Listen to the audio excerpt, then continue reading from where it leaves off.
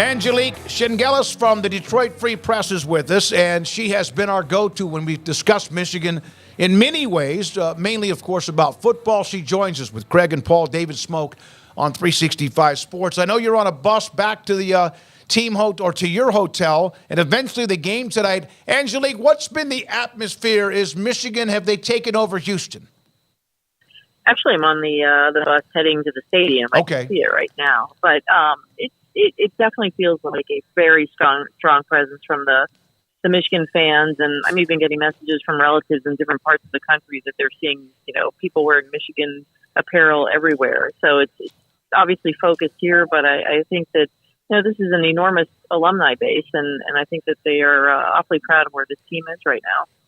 Matchup-wise, this is something that they haven't exactly seen this year, as far as quarterback plus wide receivers at this talent level, but they hadn't seen a quarterback that moves like Jalen Milroe, and they absolutely kept him completely in check just a week ago at the Rose Bowl. How do you think they adjust to those wide receivers and Michael Penix tonight, which is a question that's eluded almost everybody that Washington has played this year? Yeah, no, that's I think the difference going into the Alabama game is they had a month to prepare for that game and Jalen Milroe. And talking to Jesse Minter, Michigan's defensive coordinator, they certainly knew the other two teams who they could potentially play in this game. So they've been studying Washington and talking to Minter and talking to most of the defensive players. They think Penix reminds them a lot of TJ Stroud and a guy that, at Ohio State, who they had some success against the last couple seasons. So, they understand that he is the best quarterback they've faced. And, talking to the defense, particularly the front seven guys, they understand that they got to get pressure on him. He's not been sacked much this year. They want to disrupt him. And that's their game plan going in. And I think really the key to the game plan is Michigan's running game and eating the clock and bleeding the clock and keeping Penix off the field as much as possible to make it a little bit easier for the defense facing Penix and his receivers. Angelique, how did what happened earlier in the year, all the off-the-field stuff, obviously Harbaugh served a suspension, he comes back, but has that continued to hover, or is that kind of dissipated as they've been on this run towards tonight?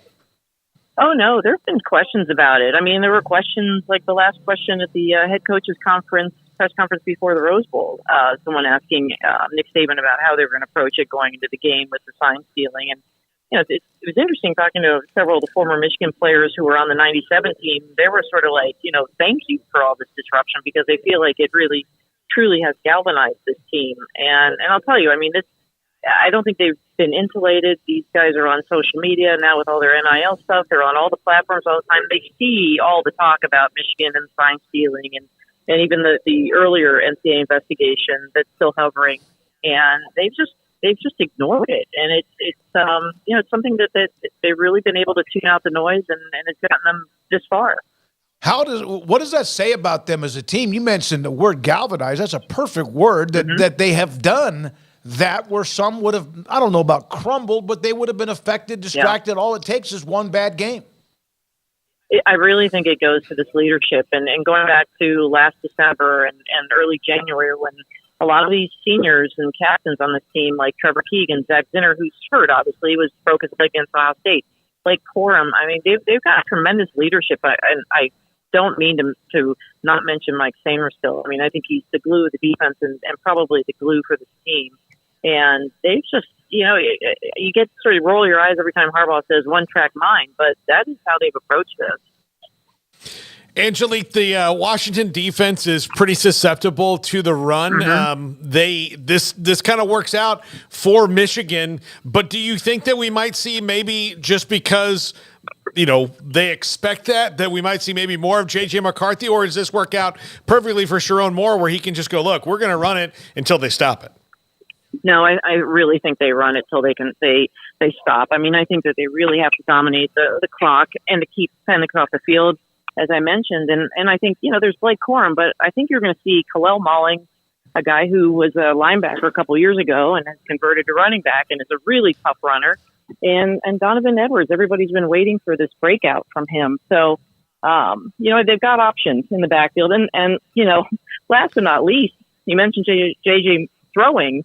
I mean, he throws off defense coordinators with his ability to run. So I think he will be critical too. Angelique, what's it just like for Michigan to be in this spot after so long? I mean, forget even like the drama of this year and all that, but just the first time in so many years to have finally gotten over that playoff hump and then now to be in this position. Just what kind of does it mean for the Michigan fan base overall?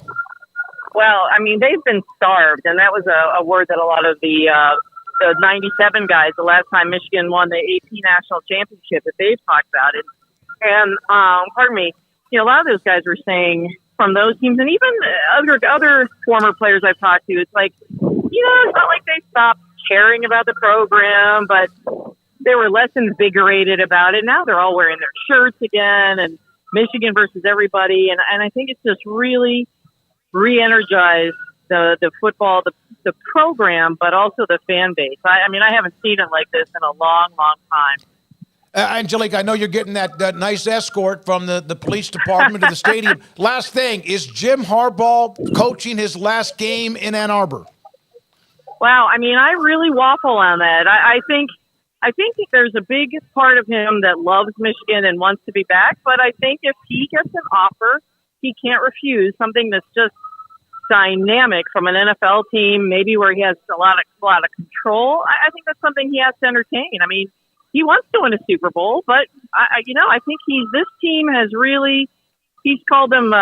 He's said many times they're on a happy mission and they're happy warriors, and I think he has really enjoyed it. So I could see either way. I really could. I don't mean to waffle, but I could see it going either way. Thank you. Enjoy the night. Thank you so much, Angelique, giving us that time when she's on the bus, the media bus from where she's staying to NRG tonight in Houston. How would you feel about